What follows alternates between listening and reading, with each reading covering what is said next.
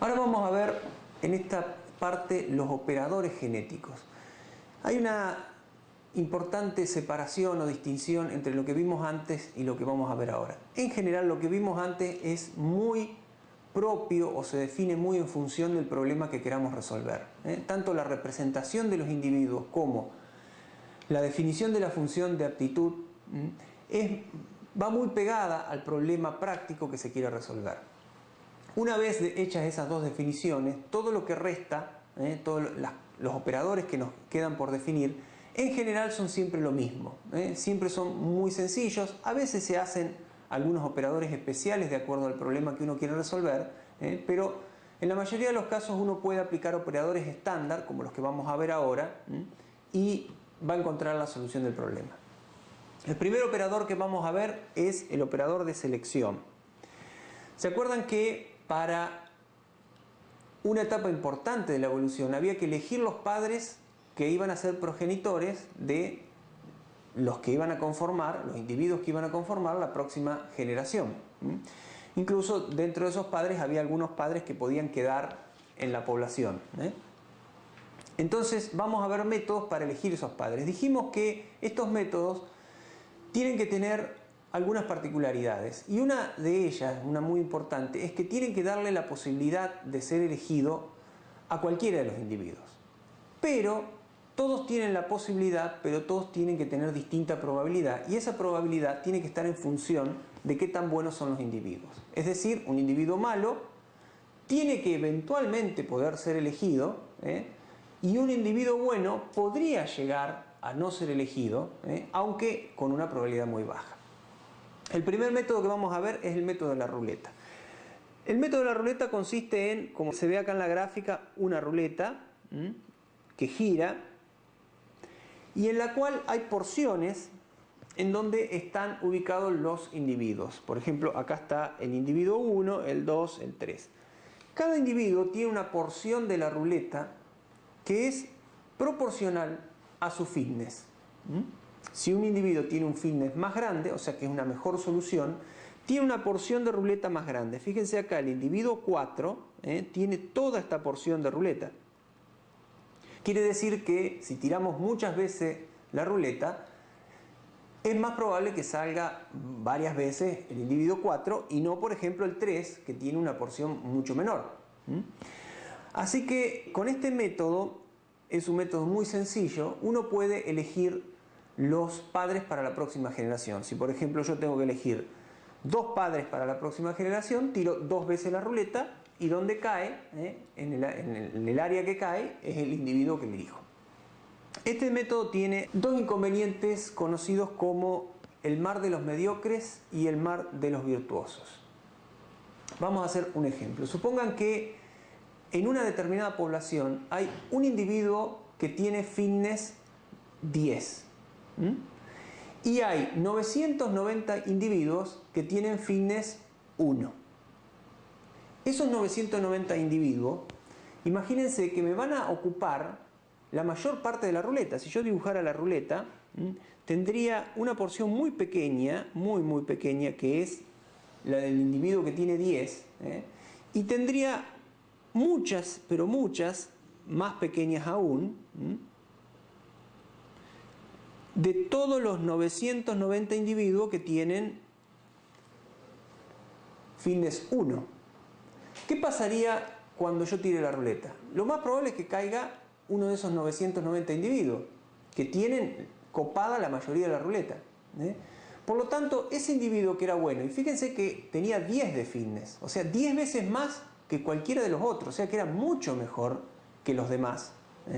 Sin embargo, la probabilidad de que salga ese individuo y que por lo tanto evolucione, por lo tanto a partir de ese individuo se generen hijos y esos hijos tengan características similares a ese individuo que era bueno y vayan mejorando, la probabilidad es muy baja. Por lo tanto, este problema que tiene la ruleta, el mar de mediocres, es un problema que puede estancar la convergencia. Es un problema serio. El otro problema, muy similar, es el mar de virtuosos. En el otro extremo podríamos tener, imagínense, individuos en el cual son todos buenos, son todos buenos, pero con pequeñas diferencias entre ellos. Podríamos tener individuos que midan, por ejemplo, que su fitness valga 50, 50.1, 49,9, 50.01, 49,99 y así. ¿Qué va a pasar?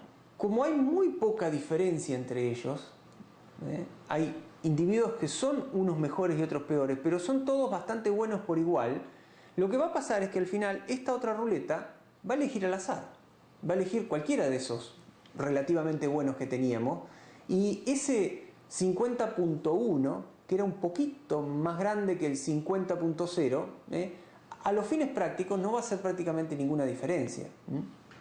Por lo tanto, este es otro caso en el cual el método de la ruleta también falla. Y fíjense, en ambos casos, ¿qué está pasando? Hay un problema con la función de fitness. Si nosotros pudiéramos hacer un histograma de la cantidad de individuos que hay para cada valor del fitness, ponemos acá un fitness, el valor de fitness, y contamos cuántos individuos hay con fitness 1, cuántos individuos hay con fitness 2, cuántos individuos hay con fitness 3, 4, 5 y así con todos. Lo que veríamos es que este histograma tiene una forma muy picuda, o sea, tiene un pico en algún lugar. Por ejemplo, acá en el caso del mar de virtuosos tendría un pico cerca de 50 y todos los otros con 0, porque no habría individuos con fitness 1, con fitness 2, con fitness 3, todos estarían ubicados acá muy cerca, en torno al 50. En el otro caso, en el mar de mediocres, estarían todos los individuos acá en 1, habría 990 individuos en 1 y habría un solo individuo que tenía 10. O sea que siempre que la distribución que da como resultado, la distribución de fitness que da como resultado la función de fitness sea muy picuda, este método va a fallar. Por lo tanto, lo que tenemos que hacer es o bien cambiar la distribución, cambiar la función de fitness, o reescalar el fitness de alguna manera, de que la ruleta quede definida solamente en esta zona. Vamos a ver otros métodos interesantes que no tienen este problema. Uno de ellos es el método de ventanas. El método de ventanas es mucho más simple y utiliza el fitness solamente para ordenar los individuos, pero descarta el valor absoluto del fitness. Solo le interesa a los fines de ordenar los individuos de mayor a menor. Entonces, lo que hace el método de ventanas, supongamos que tenemos 100 individuos, es ordenarlos de mayor a menor, de mayor fitness a menor fitness, y en base a la lista, supongamos que el que tenía mayor fitness era el 9, después venía el 1, después venía el 53, después el 97, después el 4, el 5 y así, hasta llegar al último, que supongamos que era el 91.